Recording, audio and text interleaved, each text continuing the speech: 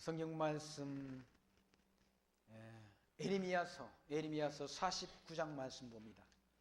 에레미야서 49장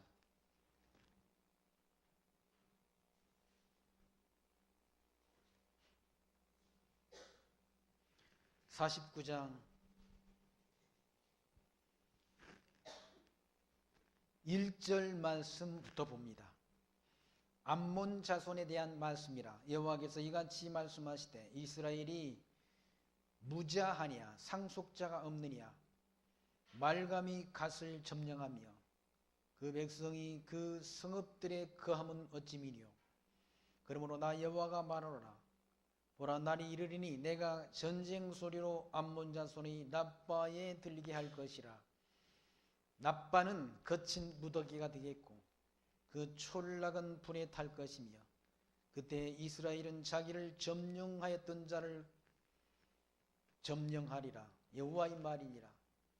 헤스보나 애곡할지어다. 아이가 황폐하였도다. 너희 납바의 딸들아 부르짖을지어다. 굵은 배를 감고 애통하며 울타리 가운데서 앞뒤로 달릴지어다. 말감과 그 제사장들과 그 방백들이 다 사로잡혀 가리로다. 타락한 딸아 어찌하여 골짜기 곧 내 흐르는 골짜기로 자랑하느냐. 네가 어찌하여 재물을 의뢰하며 말하기를 누가 내게 오리오 하느냐. 주 만군의 여호와가 말하노라. 보라, 내가 두려움을 내 사방에서 내게 오게 하리니 너희는 각 사람이 쫓겨서 바로 나갈 것이요 도망하는 자들을 모을 자가 없으리라. 그러나 그 후에 내가 암몬 자손의 포로로 돌아오게 하리라. 여호와의 말이니라 하시니라. 6절 말씀까지 봉독드렸습니다. 49장 1절로 6절은 암몬 자손이 그렇게 전쟁에서 패망하게 될 것을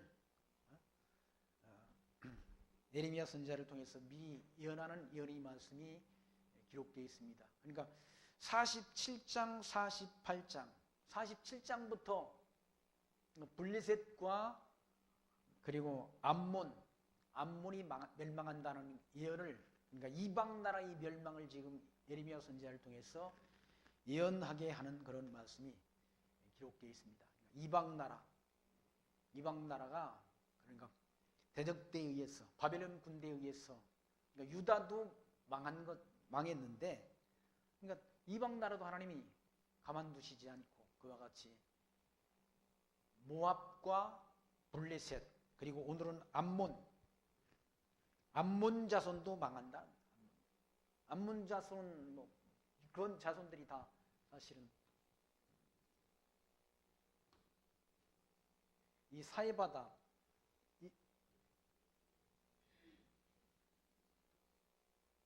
이제 애굽과 그리고 에돔,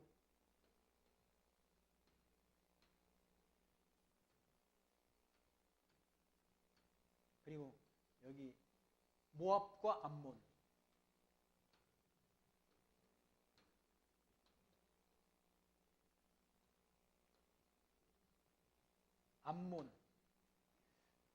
그리고 뭐 저 북단에는 아람 이런 나라들이 있는데 이쪽은 이제 블레셋, 지중해 연안에 블레셋인데 블레셋과 모압이 망한다라고 하나님이 예언케 하고 예언된 대로 이방 나라의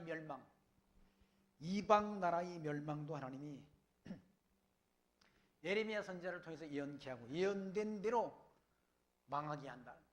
왜 망하는가? 교만해가지고 망한다. 교만해가지고 재물이 많아지니까 재물을 의지하고 자기들은 망하지 않는다라고 그렇게 교만한 말을 한다. 망하고 안 망하는 것이 하나님의 손에 있는 것이지 인간이 안 망하고 싶다고 안 망하는 것 아니야. 하나님이 정한 뜻이면 망한다. 하나님이 그렇게 정했으면 망하도록 되어 있다. 나라의 그런 국가의 흥망이 누구의 손에 있는가? 하나님의 손에 있다. 하나님은 평안도 짓고 전쟁도 주관하는 하나님이다. 하나님은 빛도 짓고 어둠도 주관하시는 분이 하나님이시라는 얘기죠. 절대 뭐가 아니라는, 나는 절대 안 망한다. 그건 있을 수 없다. 절대란 말은 없다. 절대. 하나님이 어떻게 섭리하실지 알고 어떻게 우리의 장래를 정해놓으셨는지를 알고 절대 안 망한다. 형통할 때 안 망할 것 같다는 거예요. 형통할 때. 망하는 건 순식간이라.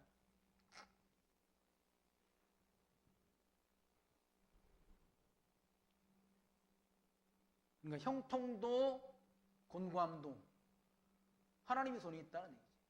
욥이 망할지를 누가 알았습니까?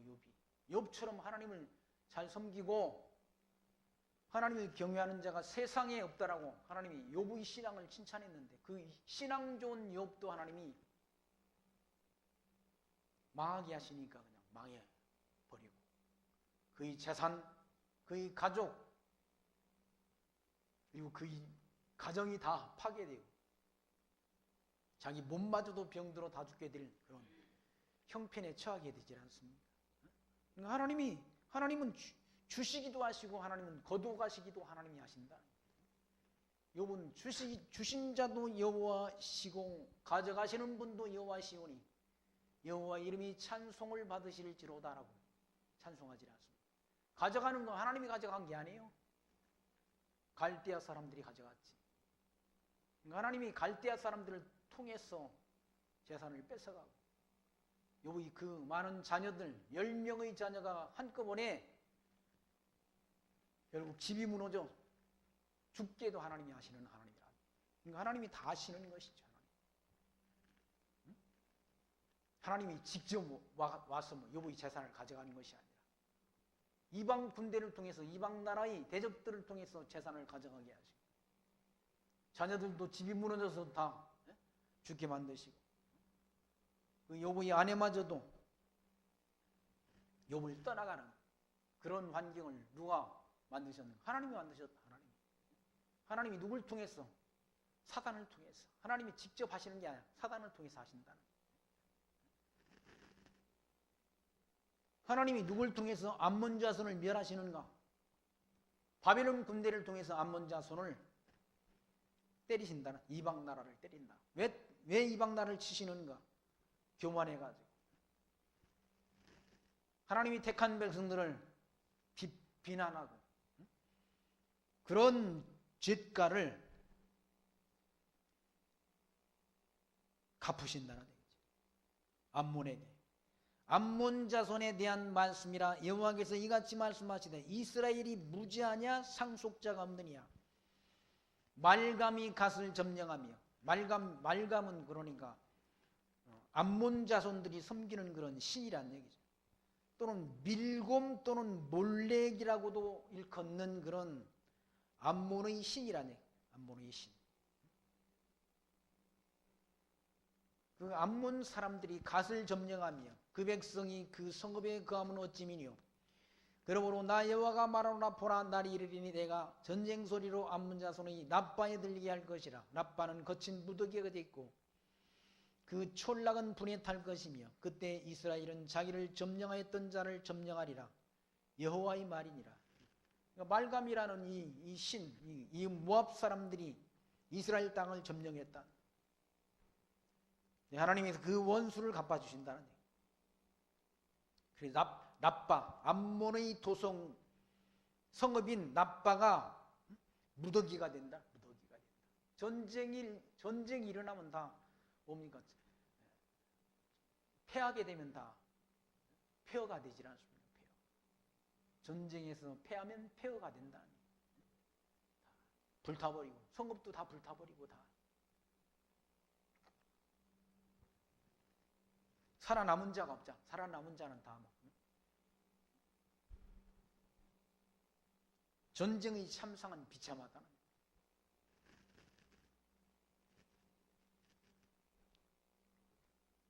3절 말씀 헤스보나 애곡할지어다 아이가 황폐하였도다 너희 납바의 딸들아 부르짖을지어다.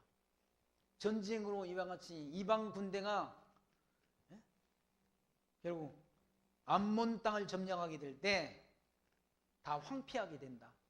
납바의 딸들아 부르짖을지어다 굵은 배를 감고 애통하며 울타리 가운데서 앞뒤로 달릴지어다. 말감과 그 제사장들과 그 방백들이 다 사로잡혀 가리로다. 일반 백성뿐만 아니라 말감이라는 신을 섬기는 그런 제사장, 그리고 제사장들과 방백들이란 말은 지금으로 하면 장관들 같은 고위급 그런 장관들, 이런 자들도 다 사로잡혀 간다. 전쟁이 일어나게 되면 다 사로잡혀 간다. 먼저 그 사람들이 이제 결국 전쟁에서 점령을 당하게 되면 고위층부터 먼저 숙청의 대상이 되잖아. 숙청이 돼서 다 포로로 끌려간다. 타락한 딸아 어찌하여 꼴짝이 곧 내 흐르는 꼴짝이로 자랑하느냐. 내가 어찌하여 재물을 의리하여 말하기를 누가 내게 오리요 하느냐. 우리가 이렇게 나라가 튼튼하고 국방이 튼튼한데 누가 우리를 침략하리야 라고 말한다. 암몬 백성들이 교만한 상태를 묘사하는 말이죠. 재물을 의지한다. 재물을. 자기 물질, 부유한 것, 그걸 자랑하고 그걸 의지한다. 그리고 자기 나라 이 꼴짝이, 아름다운 꼴짝이를 자랑하고, 그걸 만드신 분이 누군데? 하나님이신데. 꼴짝이를 만드신 분이 하나님이란 얘기죠. 육지를 만드신 분도 하나님이시고, 하늘도 하나님이 만드셨고, 육지도 그의 것이라 그가 만드셨다라고 시편 기자는 말씀하잖아요. 육지도 다 하나님이 만들었고, 바다도 하나님이 거기 만드셨고 다 만드셨는데, 그 하나님 여호와를 찬송하고 하나님의 그 놀라우신 전능성을 찬양하는 것이 아니라 하나님이 만드신 피조물, 그걸 자랑하고 하나님이 주신 재물, 그걸 의리한다. 재물은 하나님이 주신 것 아니에요. 물질도 하나님 주신 분도 여호와시고, 욥이 그렇게 고백하지 않아요. 주신 분도 여호와시고, 욥이 재산 많았지 않습니까? 부자였다는 얘기죠. 근데 그 재물을 주신 분이 누구다? 여호와시다. 그 재물을 가져가시는 분도 여호와시다는 얘기죠. 그 섭리를 통해 하나님이 전능성이 계시되지 않습니까? 주시기도 하시고 가져가시기도 하시는 그 하나님이 섭리를 통해서 하나님이 전능자다라는 전능성이 우리에게 계시된다는 전능성. 그분은 전능하신 분이라는 얘기죠. 만물을 창조하시고 언약하시고 언약을 이루시는 하나님, 그분은 전능자라는 얘기죠. 그런데 암몬이 교만해가지고 하나님이 만드신 피조 세계를 자랑하고, 그리고 하나님이 주신 물질을 의리한다는 얘기예요. 물질은 하나님이 선한 일에 쓰라고 준 건데 그걸 의리하고 그걸 자랑한다는 얘기예요. 주 만군의 여호와가 말하노라. 보라, 내가 두려움을 내 사방에서 내게 오게 하리니 너희 각 사람이 쫓겨서 바로 나갈 것이요 도망하는 자들을 모을 자가 없으리라. 그러니까 두려움을 하나님이, 두려움이 오게 한다. 두려움이 오게 한다는 말은 전쟁으로 인해서 사람들이 다 쫓겨간다는 얘기예요. 도망하는 자들은 모을 자가 없으리라. 도망하는 자를 모을 자가 없다. 도망쳐가지고 총칼 들고 싸울 때는 도망치지, 지금은 도망칠 것도 없어요. 전부 다 전 국토가 북한의 미사일이 사정권 안에 있다는 거예요. 그러나 그 후에 내가 암몬 자손의 포로로 돌아오게 하리라. 여호와의 말이니라. 암몬 자손들이 다 포로로 끌려갔는데 그들을 돌아오게 한다. 자기 땅으로 돌아오게 한다. 다 전쟁에서 망하게 했다가 또 하나님이 돌아오도록 한다. 그런 섭리를 통해서 하나님이 살아계심을 알게 한다.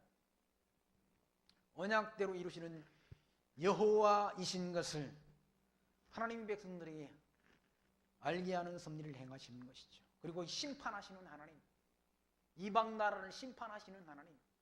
지금 다 바벨론도, 블레셋도, 그리고 이제 뭡니까? 이런 모압도 암몬도 하나님이 이방 나라도 심판하신다. 최종적으로는 다 심판하시는 거. 주님께서 예수님께서 재림하셔서 심판하신다. 심판주로 오신다. 심판주 오셔서 다 뭘 심판하신가? 믿는 자와 믿지 않는 자를 심판하신다. 믿지 않는 자. 믿는 자는 심판을 받을 필요가 없는 거죠. 아, 우리는 의인인데, 예수 우리들 믿는 의인인데 무슨 심판을 받습니까? 죄인이 심판의 자리에 서는 거지. 죄인. 악인이 심판의 자리에 선다는 얘기죠. 심판의 자리에 서는 거예요. 아니, 죄진 사람이 저 재판관한테 가서 재판을 받지, 뭐 죄도 없는데 무슨 재판을 받습니까? 우리 죄를 다 그리스도가 대속해 주셨다는 거죠.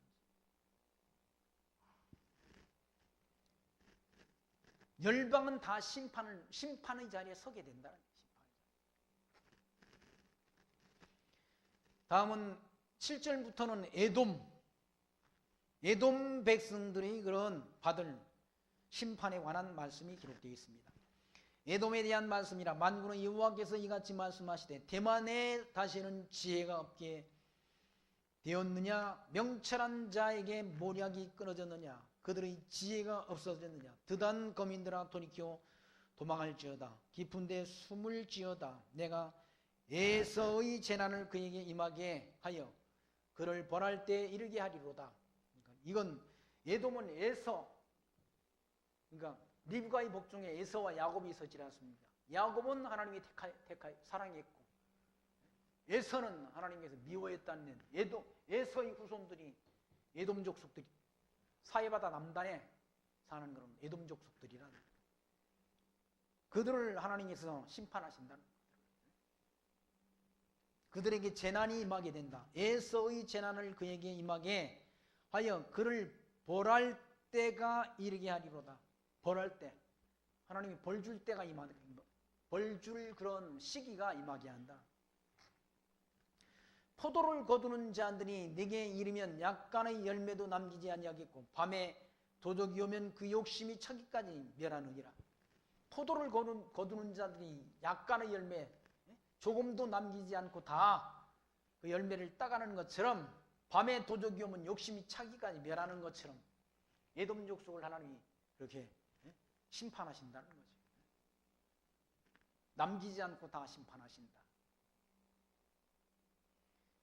10절의 말씀 보시면 대저 내가 에서로 적신이 되게 하여 그 비밀한 곳들이 드러나게 하리라. 적신이 되게 한다는 말은 벌거벗은 수치가 드러나게 한다. 에서는 바로 에돔 족속을 가리키는 거죠. 에서를 통해서 세워진 그 나라가 에돔인데 에서로 적신이 되게 한다는 말은 벌거벗게 한다. 적신이 되게 하여 그 비밀한 곳들이 드러나게 하였나니 그가 그 몸을 숨길 곳이 없을 것이라. 그 자손과 형제와 이웃이 멸망하였은즉 그가 없어졌느니라. 그 자손과 형제와 이웃들이 다 없어지게 한다. 전쟁에서 참패를 당하게 한다. 11절 말씀 내 고아들을 남겨두라. 내가 그들을 살려두리라. 내 과부들은 나를 의지할 것이라. 나 여호와가 이같이 말하노라. 보라 이 잔을 마시지 않을 자도 마시지 않지 못하겠거늘 네가 형벌을 온전히 면하겠느냐? 면하지 못하고 반드시 마시리라. 그 진노의 잔, 심판의 잔을 마시게 한다. 온전히 다 하나님이 멸한다는 백성들을, 에돔의 백성들을 멸하게 한다. 멸하신다. 13절 나 여호와가 말하노라. 내가 나로 맹세하노니 보스라가 놀램과 수욕거리와 황폐함과 저주거리가 될 것이요 그 모든 성읍이 영영이 황폐하리라. 하나님 여호와가 이제 나로 맹세한다는 말은 반드시 그렇게 된다. 내가 맹세한다. 내 이름을 두고 맹세한다. 반드시 에돔 족속을 멸한다는 얘기. 보스라라는 말은 에돔의 도성. 보스라가 놀램과 수욕거리와 황폐함과 저주거리가 될 것이요 그 모든 성읍이 영영이 황폐하리라. 성읍들이 다, 사람들이 거주했던 성읍들이 다 망해버린다. 뭘로? 하나님이 진노로 망하게 한다. 하나님이 진노. 그러니까 하나님이 심판을 하시기로 정하신 그 심판은 지체치 않는다. 하나님의 약속은 반드시 이루어진다는. 하나님 선지자를 통해서 예언케한 예언의 말씀이 그대로 이루어진다는. 성취가 된다. 황폐하게 된다는. 14절 말씀 보시면 내가 여호와께로부터 오는 소식을 들었노라. 사자를 열방 중에 보내어 이르시되 너희는 모여서 그를 치며 일어나서 싸우라 하시도다. 여호와께서 가라사대 때 내가 너를 열방 중에 장게 하였고 사람들 중에 멸시를 받게 하였느니라. 바위 틈에 거하며 산꼭대기를 점령한 자여 스스로 두려운 자인 줄로 여김과 내 마음의 교만이 너를 속였도다. 네가 독수리같이 보금자리를 높이 지었을지라도 내가 거기서 너를 끌어내리라. 여호와의 말이니라. 에돔 족속들이 막 높은 지역에 그렇게 거주지를 정하고 산다는 얘기예요. 산꼭대기에 바위 틈에 간다는 얘기예요. 높은 곳에 그렇게 굴을 파고 사는 그런 족속들이 에돔 족속들이란. 그렇다 하더라도 하나님이 그들의 그런 보금자리를 높이 지었을지라도 거기서 끌어내린다는 거예요.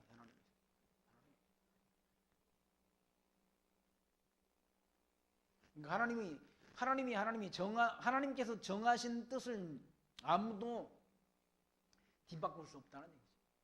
하나님을 떠나서 어디를 피할 수 있습니까? 아니, 높은 데 가면 하나님이 거기 안 계십니까? 하늘에 올라가도 하나님이 거기 계시고 음부에 내려가도 거기 하나님이 계신다고 말씀하세요. 높은 곳에 자기들이 삶의 터전을, 보금자리를 높이 만들었다고 해가지고 하나님께서 그들을 못 끌어내리시는 분이 아니라는 얘기죠.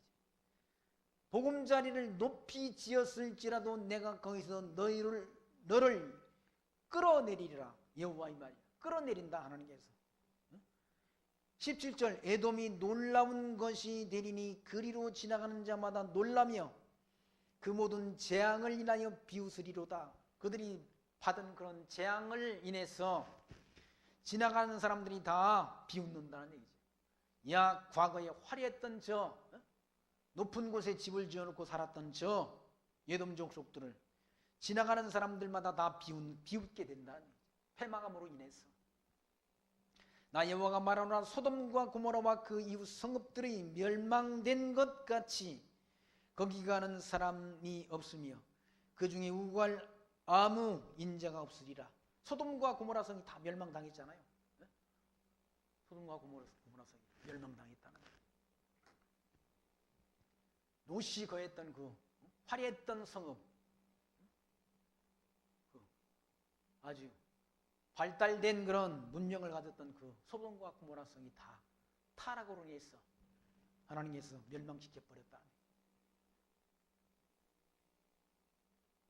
하나님께서 아브라함을 기억해가지고 롯과 그 딸들이 거기서 구원함을 얻지 않습니다. 롯의 처는 뒤를 돌아보지 말라고 그랬는데 뒤를 돌아보면 인해서 소금 기둥이 됐다는 그런 말씀. 창세기 말씀 가운데 기록되어 있지 않습니다. 그게 하나님이 멸망에 대한 그런 하나의 예언적 의미가 담긴 성이 바로 소돔과 고모라 성이란, 불과 유황불로 멸망당한 성읍 아닙니까? 노아 홍수 때는 물로 심판을 받았는데 소돔과 고모라 성은 불로 심판받았다. 마지막 심판은 불심판이 남아있다라고 성경은 말씀하고 있지 않습니다. 사도 베드로는 우리가 사는 이 땅이 다 불사르기 위해서 보존되고 있다라고 그렇게 기록하고 있지 않습니다. 다 불태워 없어질 세상이라. 그러니까 소돔과 고모라와 그 이웃 성읍들이 멸망된 것 같이 거기 가는 사람들이 없으며 그 중에 우가는 아무 인자도 없으리라. 소돔과 고모라 성의 타락된 모습, 지금 그렇다고 그러더라. 지금 다 동성애니 뭐니 하는 것들이 다 이때 있었던 일들이잖아. 소돔과 고모라는 성 안에 있었던 그런 일들. 그걸 뭐 지금 합법화 시켜달라고 난리들 아닙니까? 난리들. 도시들마다 가서 그 뭡니까 그들이. 응? 그걸 축제래 또 축제. 무슨 뭐 축제가 그런 축제가 있어.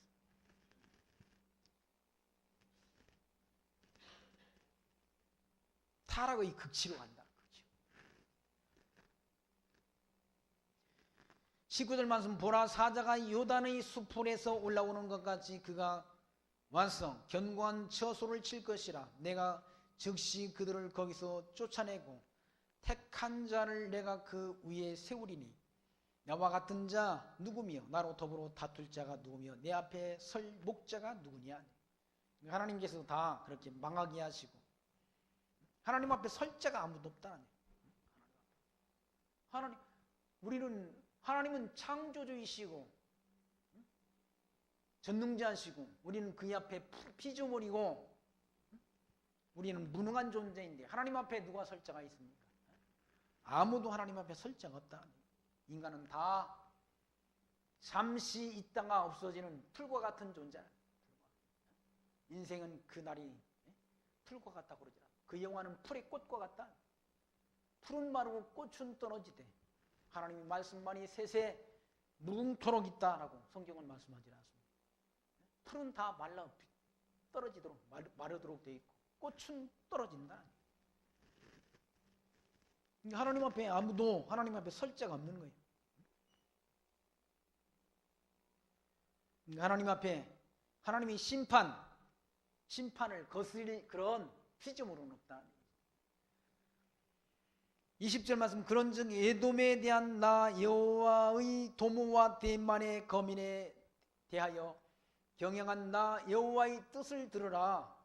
양떼의 어린 것들을 그들이 반드시 끌어가고 그 처소로 황무하게 되리니 그 넘어지는 소리에 땅이 진동하며 그 부르짖는 소리는 홍해에 들리리라.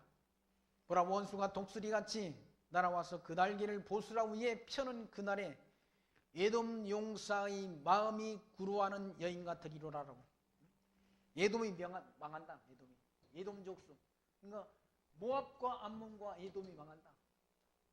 이방 족속들을 하나님이 멸하신다는 그런 강한 군대, 바벨론의 강한 군대가 독수리처럼 날아올 때 보수라 위에 펴는 그날에 에돔 용사의 마음이 구루하는 여인 같으리로라. 고통당한다. 아이를 해산한 여인처럼 고통당하게 된다. 에돔의 용사, 에돔의 군대들이 고통당한다.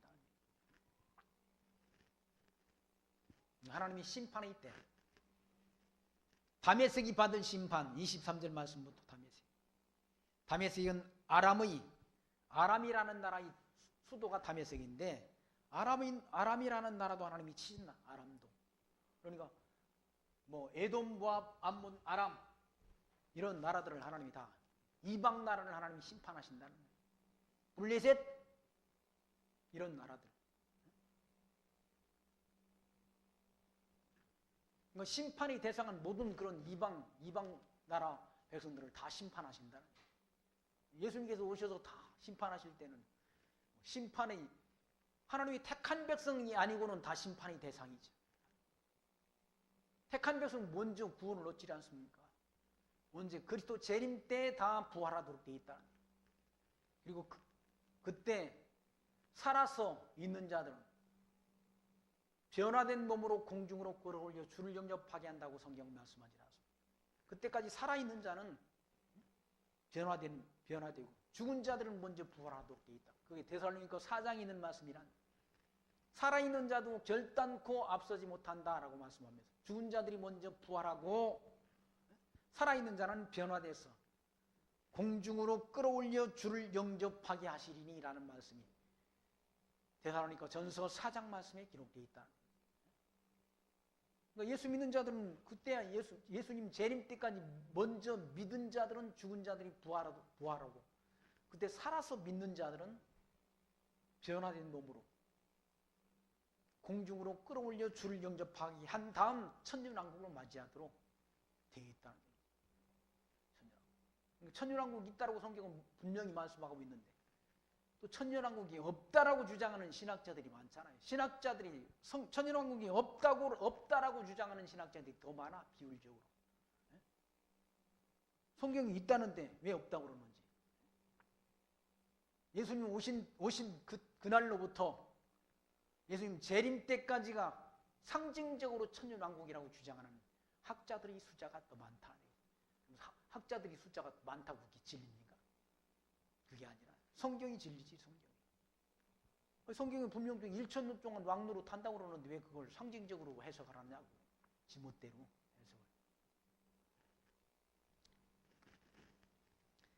23절 말씀 보시면 다메섹에 대한 말씀이라. 하맛과 아르바스에 수치를 당하리니 이는 흉한 소문을 두고 낙담함이라. 바닷가에 슬픔이 있고 평안이 없도다. 다메섹이 피곤하여 몸을 돌이켜 달아나려 하니 떨림이 그를 옮겼고 해산하는 여인같이 고통과 슬픔이 그를 잡았도다. 찬송의 성읍 나의 즐거운 성읍이 어찌 버린 것이 되지 않겠느냐. 나 만군의 여호와가 말하노라. 그런즉 그날에 그의 청년들은 그 거리에 엎드러지겠고 모든 군사는 멸절될 것이며 내가 다메섹의 성벽에 불을 놓으리니 벤하닷의 궁전이 살라지리라. 하나님께서 이방 대적, 이방 군대를 통해서 그러니까 다메섹, 아람 나라의 도성 다메섹을 친다는 얘기죠. 여호와 하나님이 만군의 여호와가 그런 전쟁을 주관한다. 전쟁을 주관하는 권세가 하나님께 있지 않습니까? 요한계시록에 보면 백말탄 권세 여러 가지 그 말을 탄 권세가 있는데 전쟁을 주관하는 권세도 하나님의 손에 있다. 전쟁도 평안도 흉년도 풍년도 하나님이 주관하신다. 계시록의 말씀 가운데 기록되어 있지 않습니까? 그러니까 풍년 드는 것도 하나님의 손에 있는 것이고 흉년이 드는 것도 하나님의 손에 있는 것이고 저 아프리카 사람 아이들이 다 굶주려 죽어가지 않습니까? 텔레비전에 나오잖아. 군대 입에 선거에서 그런 참상을 보고 10,000원씩 지원하라고. 텔레비전 보다가 마음이 감동되시면 10,000원씩 지원하세요. 아이, 다 말라 죽어가지 않습니까? 북한만 하더라도 90년대 300만 명이 굶어 죽었다잖아요. 300만 명. 그 이순실이라는 그 집사, 탈북한 집사님이 교회마다 간증하러 다니지 않습니까? 그 아이가 2살 때, 4살 때 길거리에서 아이를 낳았다고 그러지 않습니까? 꽃제비라서. 등에 업고 다니면은 소똥만 보면 막 등에서 춤을 췄다고 그러잖아요. 왜 소똥을 보면 소똥 안에 그 아직 소가 소화시키지 못한 그런 콩이나 뭡니까? 강냉이가 있다는 얘기죠. 그걸 주워다가 씻어가지고 씻어서 자기 딸을 먹였다고 그러지 않습니까? 그런 비참한, 그렇게 굶주려 죽어가는 그런 나라가 저 북녘땅이란 북녘땅. 우리나라는 넘쳐서 먹는 방식이 3가지가 있다고 그래요. 칼로리를 계산하고 먹는 그런 나라가 있고, 살기 위해서 먹는 나라가 있고, 이번 먹으면 언제 먹을지 모르는 그런 나라가 있다고 그러질 않습니다. 우리는 칼로리를 계산하고 먹는 나라 아니에요? 세계 지금 20개국이 넘잖아요. 넘는 나라 가운데 세계 경제 규모 12위라는 얘기죠. 잘 사는 나라 된 거예요. 잘 사는 나라. 너무 잘 살아가지고 문제야 지금. 그런데도 부족하다고 난리야. 부족하다고.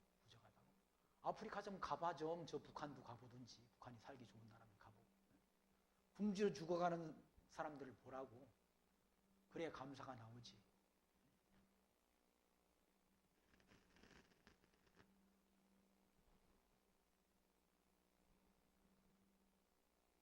너무 풍요로움 속에서 감사를 잊고 산다. 감사를.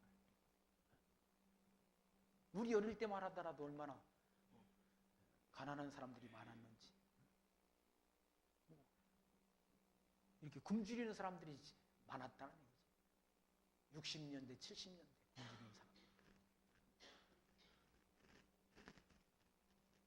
그때 막 쌀 생산을 많이 하려고 그때 통일배라는 배를 개발했지 않습니까? 통일배라는 배. 그건 양만 많이 생산되지 맛이 없었다는 맛이. 쌀이 그냥 푸슬푸슬하게 저 동남아 쌀처럼 그렇게 찰기가 없는 그런 품종인데 생산은 많이 돼. 생산이 많이 돼. 한때는 그 통일배를 제거해가지고 우리나라 식량을 자족한다 해가지고 그런 쌀을 생산한 적이 있었다. 그럼 지금은 생산하는 그런 쌀을 누가 사 먹지도 않는다는 얘기예요. 지금 질 좋은 쌀, 아주 맛있는 쌀을 개발해야 쌀이 팔린다는 얘기죠. 저 여주 이천이나 저 이천 쌀 또는 뭡니까 강원도에 있는 포천 쌀, 저 강원도 오대산 쌀이 제일 비싸잖아요. 오대쌀이라는 쌀. 왜 청정지역에서 생산된 쌀이라 비싸다는 거예요. 오대쌀. 그 비싼 쌀 그런 찰기 있는 그런 좋은 쌀을 우리가 먹고 살지 않습니까? 그런 환경 속에도 감사를 잃고 산다. 감사를. 그래도 부족하다고 자꾸 파업을 하고 무슨 그런 노동쟁의를 하고 그러지 않습니까? 파업을 한다고. 그러다가 회사 망해버리면 어떨까? 현대자동차도 지금 잘 안 돌아간다는데 홀랑 망해버리면 어떡하고 손가락 빨려고 그래? 연봉을 보통 8천씩 받는데도 적다라고 쟁의를 한다고 그러지 않습니까? 일본 도요타보다 10%에서 20%가 비싸다네요? 임금이 높다는 거예요, 우리나라가. 그런데도 적다라고 말한다, 적다고. 그럼 얼마를 줘야 만족할 거야?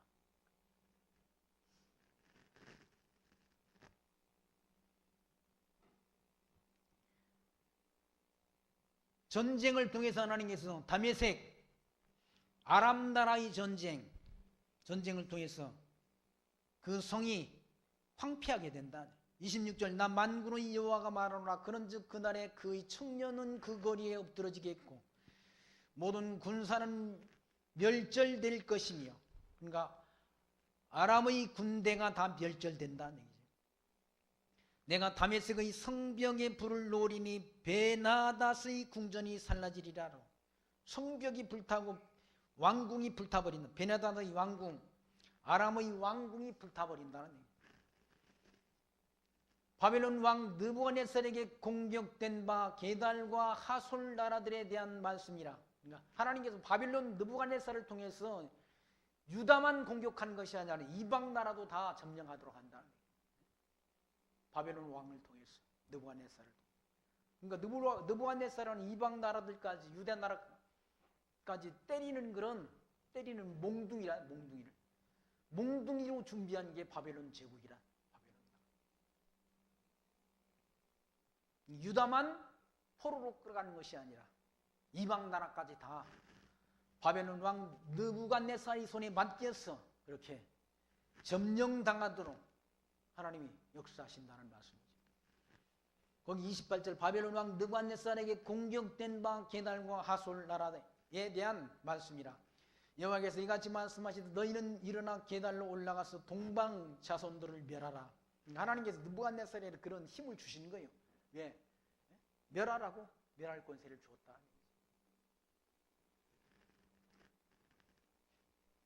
느부갓네살이 자기가 잘나서 그런 힘이 생긴 것이 아니라 하나님이 그런 힘을 주셨다는 얘기죠. 이방 군대에게 그런 힘을 주시는 거예요. 왜? 이방을 심판하시려고. 그를 통해서 느부갓네살의 군대를 통해서 이방 나라를 심판하시려고 그런 힘을 주셨다는 얘기죠. 동방 자손들을 멸하라. 29절 너희는 그 장막과 양떼를 지하며 희장과 모든 기구와 약대를 빼앗아다가 소유를 삼고 그들을 향하여 외치기를 두려움이 사방에 있다 할지어다. 지니라 나 여호와가 말하노라 하솔검이나 도망하라. 멀리 가서 깊은 데에 거하라. 이는 바벨론 왕 느부갓네살이 너를 칠 모략과 너를 칠 계책을 정하였음이라노. 그러니까 하나님께서 바벨론 군대를 통해 가지고 저 하솔과 게달 이런 나라들을 침략할 계획을 모략을 세웠다는 얘기죠. 모략이란 전쟁 전략, 지금으로 말하면 전략. 작전이라고 할 수, 지금으로는 작전. 지금은 작전이라고 그러잖아요. 그러니까 작전 참모, 작전 사령관 이런 게 있잖아요. 옛날 그 삼국지로 말하면 하나의 제갈 공명이 했던 그런 전략을 말하는 거죠. 전략을 세워서 친다는 얘기죠. 아무 계획 없이 전쟁을 하는 것이 아니라 너를 칠 모략과 너를 칠 계책을 정했다. 느부갓네살이 너를 칠 모략과 계책을 세웠다는 얘기죠. 31절 말씀, 나 여호와가 말하노라 너는 일어나 저 평안하고 염려 없이 가는 백성 곧 성문이나 문 빗장 없이 홀로 가는 국민을 치라라고 하나님께서 말한다. 평안히 가는 백성들에게 전쟁을 그 나라를 점령하라고 하나님께서 느부갓네살에게 명하신다는 얘기죠. 그러니까 전쟁이라는 평안이라는 것은 그러니까 그냥 있는 게 아니라 평안이라는 거예요. 미국의 초대 대통령 워싱턴이라는 사람이 평안을 유지하는 최고의 그런 뭡니까? 방법은 전쟁을 대비하는 것이다라는 말을 남겼다고 그래요. 전쟁을 대비하여 평안이 있는 것이지. 무장을 해제하고 평안을 유지한다? 그건 바보들이야. 이 머리가 없는 사람들이 하는 일이란 말이에요. 왜 지피를 다 깨부수고 난리야? 북한은 아무것도 한 일이 없는데.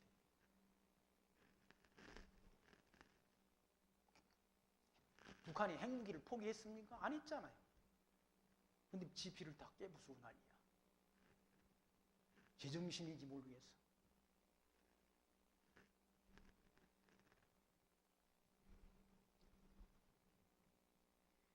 (32절) 말씀, 그들의 약대들을 노력되겠고 그 많은 가축은 탈취를 당할 것이라. 그 머리털은 모지게 깎은 자들을 사면에 흩고 그 재난을 각 방에서 오게 하리라. 여호와의 말이니라. 뭐 하솔 게달 이 사람들이 머리털을 아주 모지게 아주 깎은 것 같아요. 머리털을 깎은 사람들 뭐 여기를 막 싹 깎아가지고 온 사람들 있잖아요. 그렇게 모지게 깎은 사람들. 그 사람들을 하나님이 치신다는 거예요. 재난을 당하게 한다는 거죠. 34절 말씀 보시면 하솔은 실랑의 거처가 되어 영원히 황무하리니 거기 거하는 사람이나 그 중에 우고하는 아무 인자가 없게 되리라.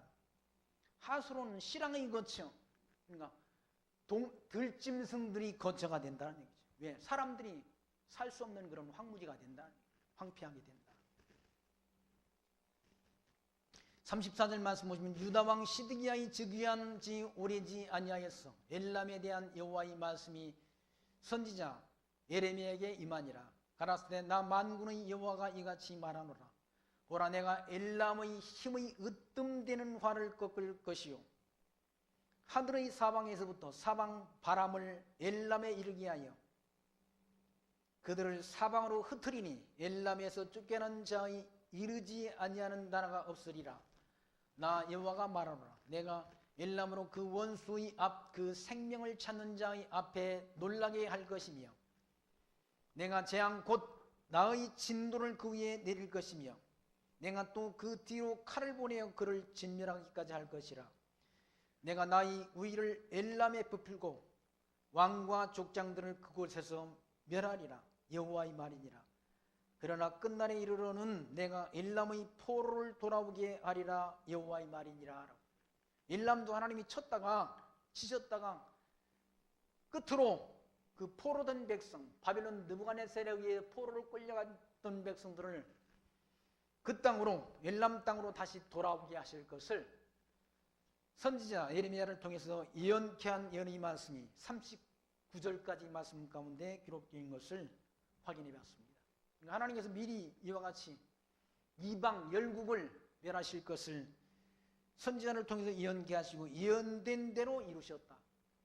예언된 대로 이루어 주심을 통해서 하나님이 살아계심을, 하나님이 언약하시고 언약대로 이루시는 여호와이신 것을 하나님의 백성들에게 알게 하셔서 그 하나님을 섬기며 경외하는 지혜를 얻게 하신다는 사실을 오늘 말씀 통해서 다시금 확인했습니다.